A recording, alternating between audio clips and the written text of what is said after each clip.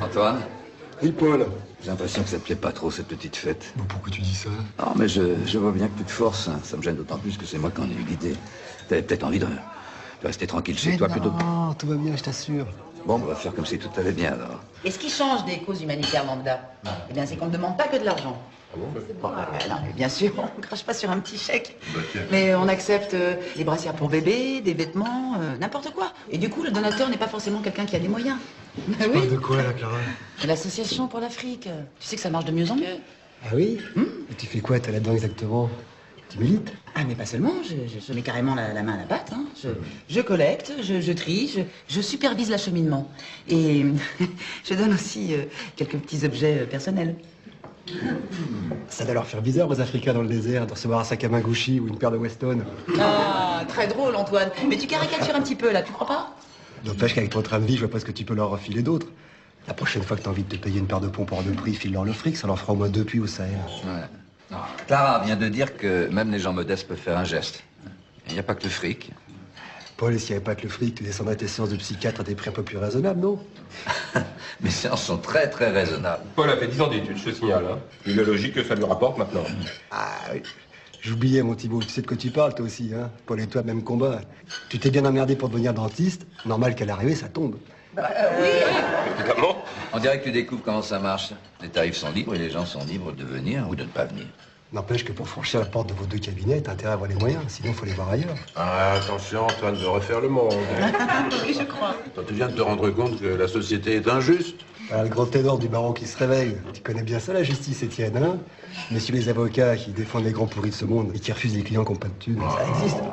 Quand même. Non, ce que tu viens de dire est absolument ridicule. Non, c'est un tout petit peu facile de condamner les autres quand on profite des mêmes privilèges, non? T'étais bien content de me trouver quand un de tes clients voulait te traîner devant les tribunaux. Non, est-ce que je t'ai demandé un centime? Mais il n'est jamais trop tard. Je te dois combien, cher Étienne? Mais qu'est-ce qui se passe, Antoine? Qu'est-ce que t'as avec l'argent ce soir? C'est vrai, tu parles que de ça. C'est normal, à notre époque, l'argent est un préalable à ce qu'on appelle le bonheur. Si t'en as pas, t'es une merde.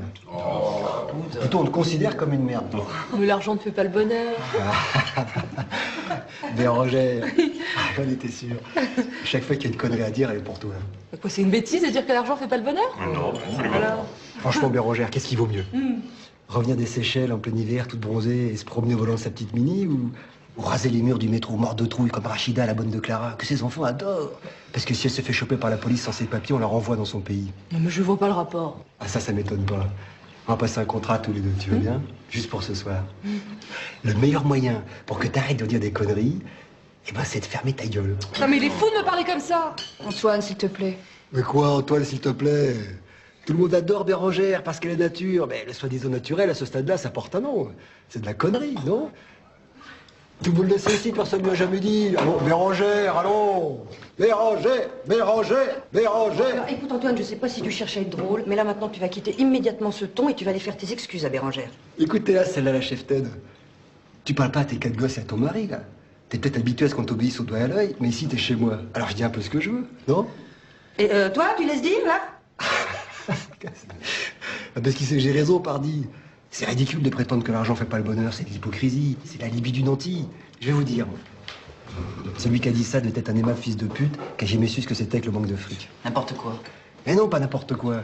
Je maintiens que ce connard a jamais connu l'angoisse de se voir refuser sa carte bancaire dans un supermarché avec la caissière qui agite sa clochette. Ah, parce que t'as connu ça, toi? Écoute, si t'as un problème d'argent, t'as qu'à nous en parler. Si tu trouves que je suis trop cher avec mes patients, au moins que ça puisse te servir.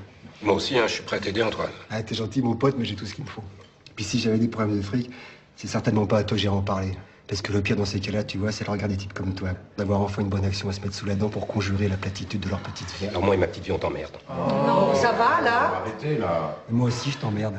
Comme je merde tous ceux qui, tout petits déjà, avaient toujours la bonne gomme, le bon cahier à l'école. Toujours le bon forfait, le bon bonnet en classe de neige. Parce que c'est dans vos gènes d'être irréprochable. Puis vous me faites chier, tiens, je sais pas pourquoi je vous dis tout ça. Mais Antoine, dis-nous ce qui va pas, au lieu d'agresser tout le monde, hein? C'est vrai, ça. Si tu nous parles comme ça, j'imagine que ça va particulièrement mal. Dis-nous, ça sert à ça, l'amitié. L'amitié, tu peux répéter le mot? L'amitié? Oui, l'amitié. Mais vous êtes pas mes amis. Mais alors, pas du tout. Vous êtes quoi d'ailleurs? Des connaissances, au mieux. Mais c'est odieux ce que tu viens de dire. Mais bon Dieu, mais qu'est-ce que tu as? Laisse tomber, Paul. Il a été imbuvable toute la journée, il n'y a pas de raison que ça s'arrête. Mais qu'est-ce qui te gêne, mon gros? D'abord, tu m'appelles pas mon gros parce que moi, je te vois m'ouvrir dans la gueule. Ensuite, sache que si on est resté à se laisser insulter, c'est uniquement pour ta femme. Sinon, il y a longtemps qu'on se serait tiré. Alors une dernière fois, Antoine, tu nous dis ce qui va pas ou tu vas te faire foutre. Mais mon gros... Non. Excuse-moi, Cécile, mais là, il dépasse les bornes. Ah, l'enfoiré. Antoine, on devrait en rester là, tu crois pas?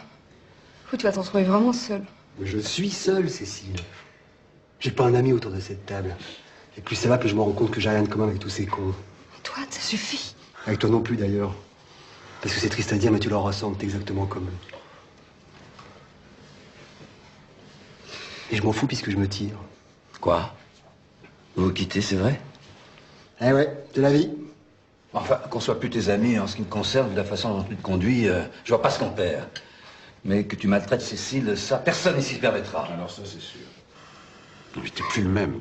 Qu'est-ce qui se passe? Non, dis-nous la vérité. La vérité? Mais je viens de vous la dire, la vérité. Et ça fait mal. Elle tâche, elle éclabousse, la vérité. Hein?